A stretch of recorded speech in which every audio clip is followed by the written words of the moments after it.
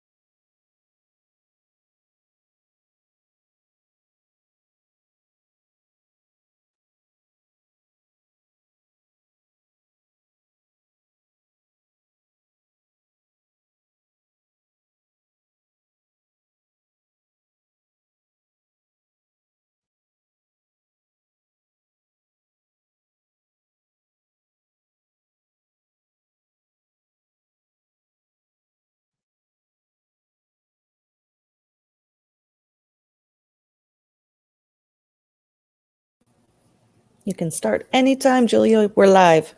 Excellent. Hello, everyone, and welcome. I'm honored that you've all chosen to be here. My name is Jiulio Consiglio, and I'm the author of Open Your Third Eye. I'm going to give you a little bit of a background of how I came to write Open Your Third Eye. Today, we're going to be talking about activating the third eye and ways to align with it. By the time I had reached the age of 32, it had appeared on the surface that my life was quite successful. I was working in my chosen profession as a dental hygienist and educator, and I was married. I had a house, a nice car, but something profoundly, something was missing from my life. And the decade prior, this was 2002, the decade prior had me experiencing a lot of difficulty. I had struggled with intense anxiety for many, many years. At 24, I lost my older brother, my only brother, to cancer. And that led me to ask a lot of questions. Why? Why was this happening?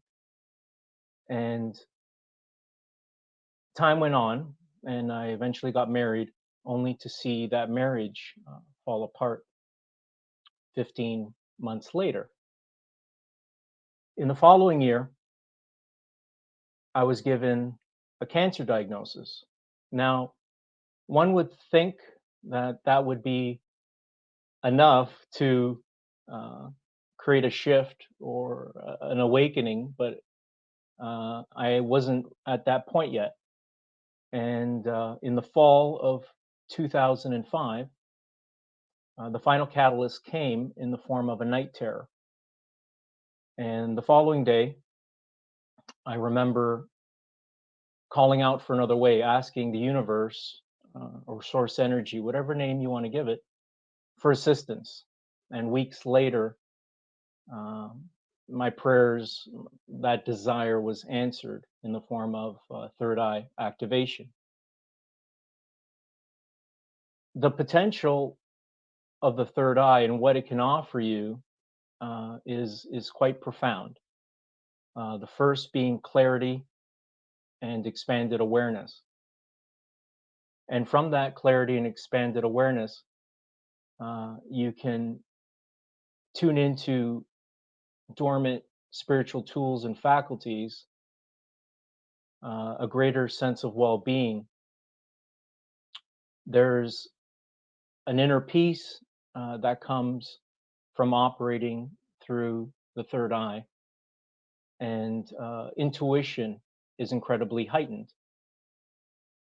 From third eye activation through the awareness of the third eye, your psychic abilities are greatly enhanced, and they are enhanced to the point where one realizes they actually have a consciousness of their own, and through spirit of non-resistance, they're able to spontaneously express themselves.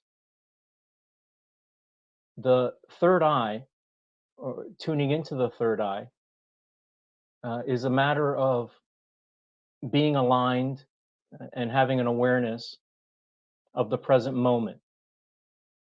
So one of the ways to tune into the third eye is releasing the past. Now, when I mention releasing the past, what that means is coming into this world, we are offered ego consciousness, and there's nothing wrong with that. There's actually perfection in that.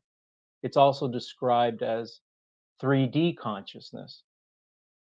And in 3D consciousness, we are offered the past and future as our inner reality. So we experience thoughts from the past, and then they tend to project into the future.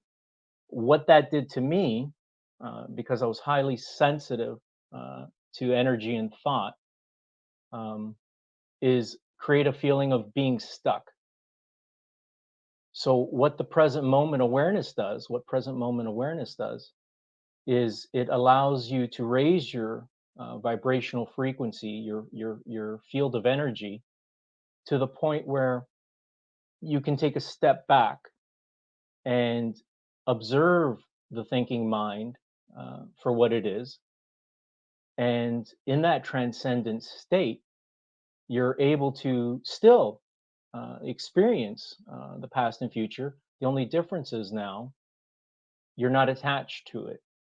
So you're experiencing inner freedom. From that state of consciousness, or 5D, you experience inner stillness. And inner stillness is a reflection of our inner being. So practicing meditation, practicing inner silence, getting into, tuning into and being present to inner stillness is transformative. And by aligning and becoming aware of inner stillness through meditative practice, by being present, we're able to heighten our psychic abilities. The clarity and awareness that comes from an activated third eye allows you to see the bigger picture. We're no longer sweating the small stuff, and we're able to tune into spiritual tools, psychic abilities, intuition. For example, recognizing, for example, the power of forgiveness. It is quite transformative and releasing.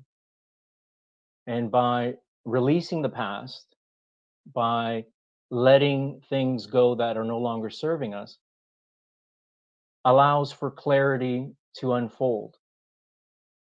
And again, it's through that clarity that we are aligning with that third eye. Another powerful way we can align with the third eye is becoming aware of energy blockages. So thoughts, when energized, become emotion. And those emotions can keep us stuck on an energetic level. Becoming aware of them, being present,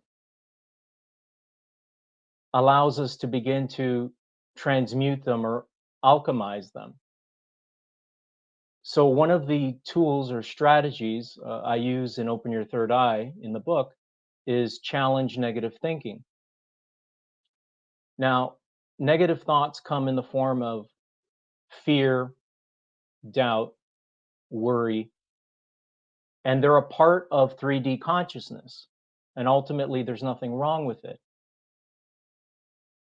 But what happens is, as time passes, left unchecked, those thoughts and emotions can layer and actually create a greater separation between us and who we truly are as spiritual beings.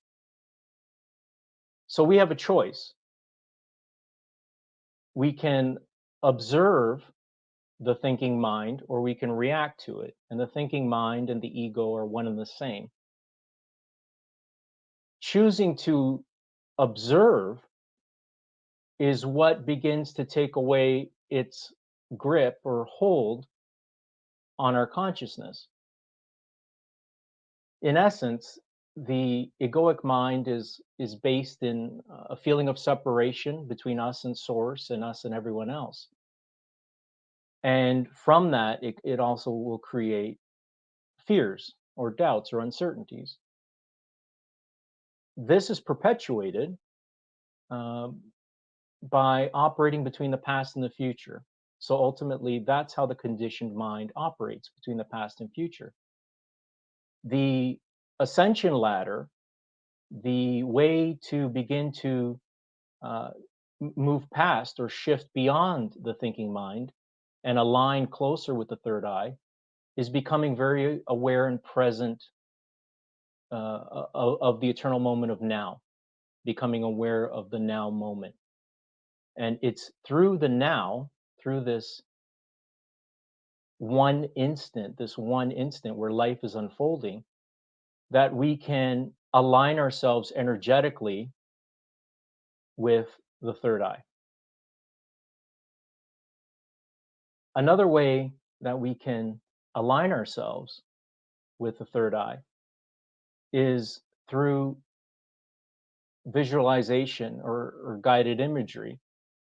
So awareness is a very large component of the third eye, because through the third eye, through an activated third eye, one's awareness expands. So in the book, I describe a guided visual imagery meditation, and by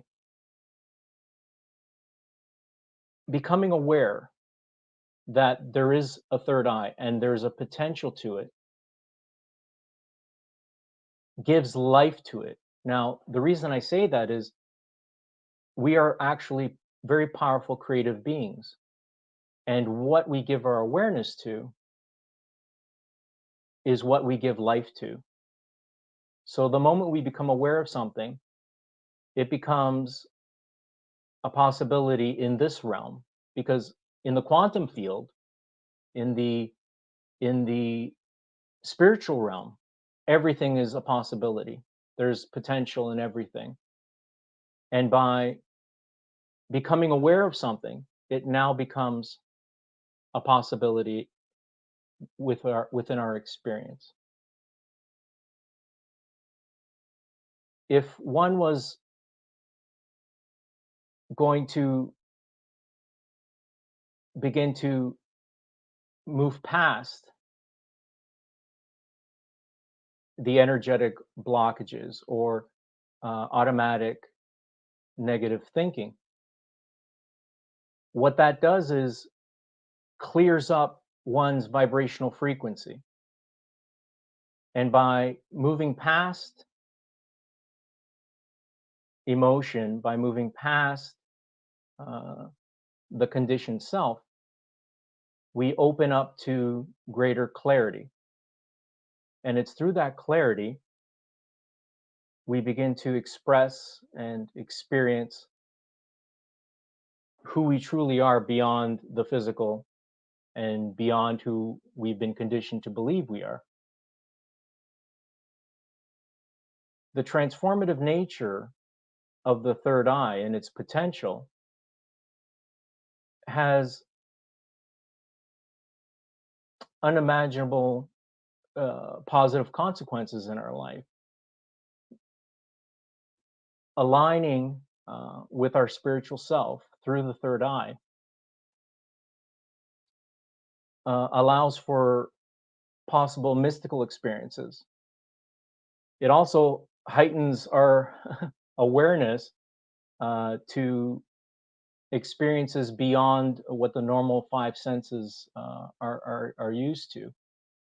In this book, I actually included a chapter on the paranormal because through that hyper awareness, you're able to experience and see things that normally one would not be aware to. And I give tools and strategies as well on and insights on these otherworldly phenomena.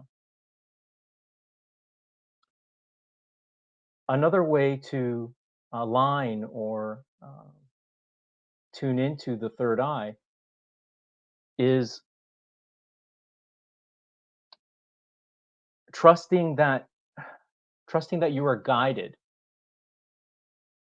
So having the awareness that you're being guided opens the door to synchronicity and the awareness of synchronicity. We are guided in almost countless ways. We are guided through our intuition and gut feelings. We are guided by conversations we have with others if we're open and aware to what is being said to us. We are guided, it could be the next billboard you see, it could be the next song you hear that if you're aware and if you're tuned into, can help guide you along your path. So knowing that you are being guided and having that trust that you're being guided aligns you closer to the third eye. The benefits and the potentials that are experienced through Sixth Chakra activation and operating through it are tremendous in the sense that it has the potential to positively impact every aspect of your life. So in my case, what it did was give me insight into why things were happening the way they did and allowed me to take a step back and create my life more consciously rather than being impacted by the outside world. So one of the main differences, and this awareness could actually align you with the third eye quite powerfully, is choosing not to allow the outside world to impact you, but rather realize by being centered and grounded in the present moment and by knowing who you are relative to spirit and relative to the thinking mind, having that understanding creates a sense of inner strength and centeredness that allows you to be more confident in how you approach life. One of the other ways to align with the third eye is becoming aware of the subtle body. And the subtle body is what houses all the chakras, including the third eye. And in the book, I talk about a meditation that is geared towards tuning into that. So you can come to a place through quiet meditation by focusing on your breaths, letting go of what's around you and just becoming aware of the energy within you. You can begin to slow the thinking mind down, quiet the mind, and as that happens, your vibrational frequency increases as you connect more with spirit. And as you connect more with spirit, you begin to experience that reflection of spirit, which is, or that extension of spirit, which is the subtle body. And the subtle body will actually be experienced as waves of energy, and you can be still and silent in that meditation and experience firsthand, directly, um, the frequency and the extension of spirit, which is that subtle body, which connects the spirit and the physical body. It's almost that it's that intermediary between the two. So I see here we're getting almost to 20 minutes. So what I'm going to do now is I'm going to open up for questions. I know there's a bit of a delay, so we're just going to take a few moments here and have a look.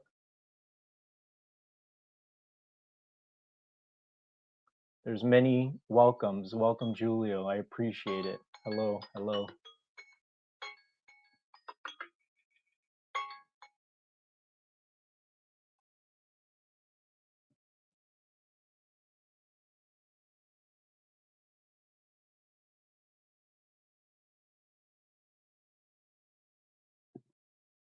So we're just waiting for some questions to come up.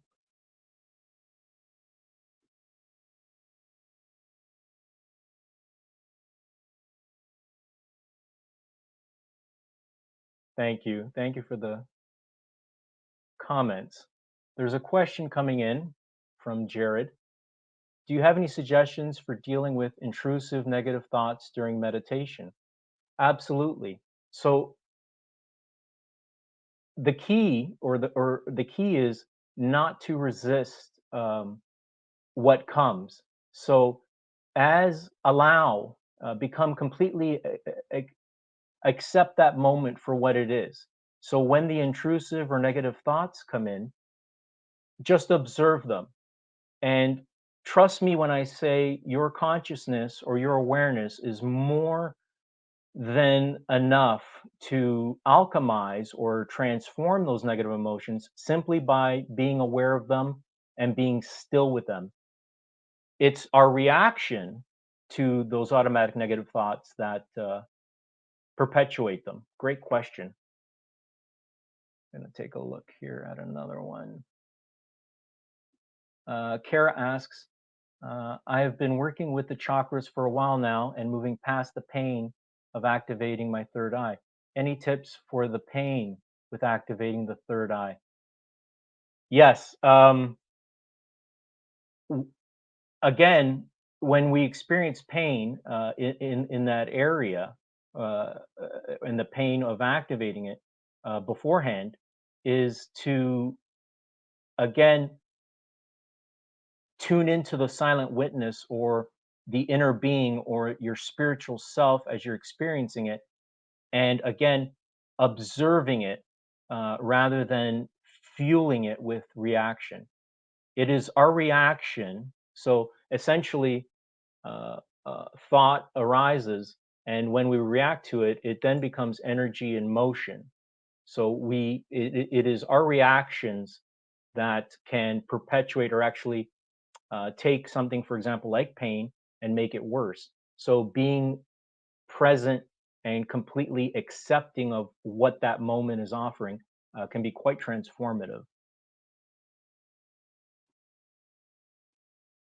Jericho asks, is the effects of an opened sixth chakra grounded in the present or in the past or future? Great question.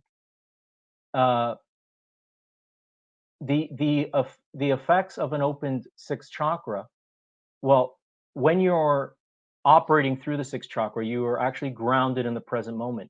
The gift that comes from that is, from that 5D reality, from that quantum field, you're still actually able to experience the past and future. The only difference is you're no longer attached to it. So you're no longer identifying with the past and future, because one recognizes that is the conditioned mind. And that, for me personally, is what kept me stuck for many years. But there was a great gift in that, in that it created the desire for me to seek another way, to go beyond what I would describe as it was personal suffering. Great question.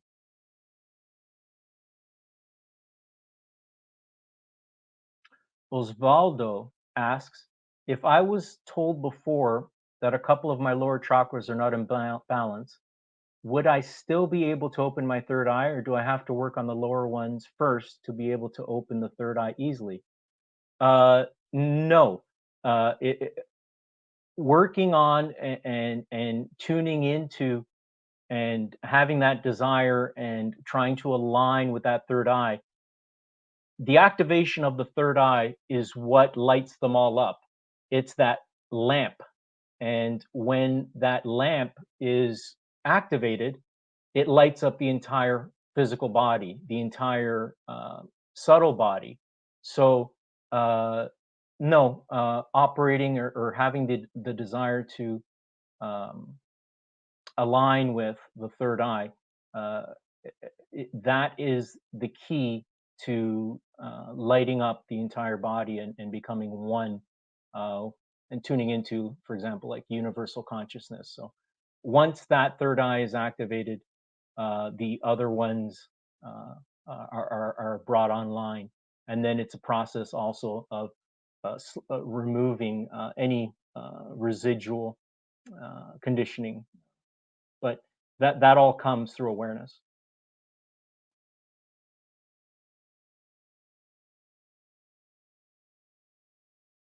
Audrey asks, any thoughts or suggestions about the sixth chakra for people that live with anxiety or depression? Absolutely. I suffered and I experienced several years of intense anxiety without um, any solutions or answers. Um, the anxiety and the depression, and it's almost what I'm about to share is a very simple, but yet it's very insightful. The past and future is where we experience the anxiety and depression. The past is what depression is tied to, also feelings of guilt, sadness. The future, uh, through the mind, is what we experience projections, worry, fear. So it is those lower frequencies. I'm not a fan of putting labels on things, but in terms of, for us to be able to understand, for relativity's sake, we have to describe them. So those lower frequencies. So yes, um, tuning into the present moment. Okay, so that is one of the key foundations for tuning into the third eye.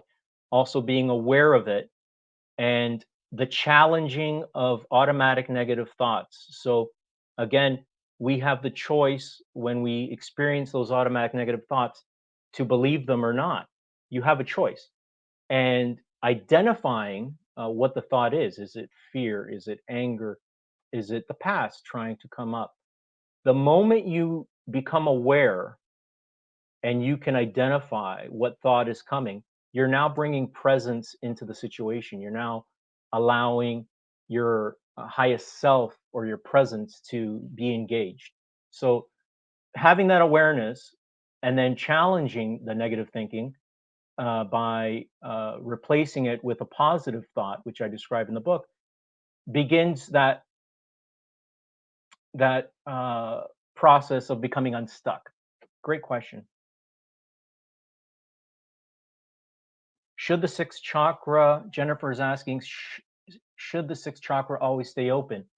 The thing is, the third eye, from one perspective, is always operating. It's our awareness or lack of that either hides it from us or not. But from one point of view, it is always operating. But fully opening it is what happens the moment once it's activated. Now, there are grounding techniques. Uh, for example, walking barefoot on grass, just embracing your humanness to create sort of a balance. Um, Enlightenment. and being human is an integration. So it's like having one hand on the ground while the other one is reaching for the sky. So there is a balance. Let's just wrap this up. Uh, One last question, Louise. Do all 7 chakras need to be aligned in order for our third eye to work? The all the chakras will come into alignment the moment the third eye is activated. So um, again, in my experience, it was that activation of the third eye that automatically lit up the subtle body, lit me up from within, and created that oneness in mind, body, and spirit. So they will automatically become aligned, and then it's a process of living moment by moment, and it's a balancing act. We experience as human beings automatic negative thoughts, and we balance them with positive thoughts. So there's a balancing act to it. I want to thank you all for joining me in this presentation. It was a great honor, and again, I thank Llewellyn and I thank all of you for joining me here today. Thank you.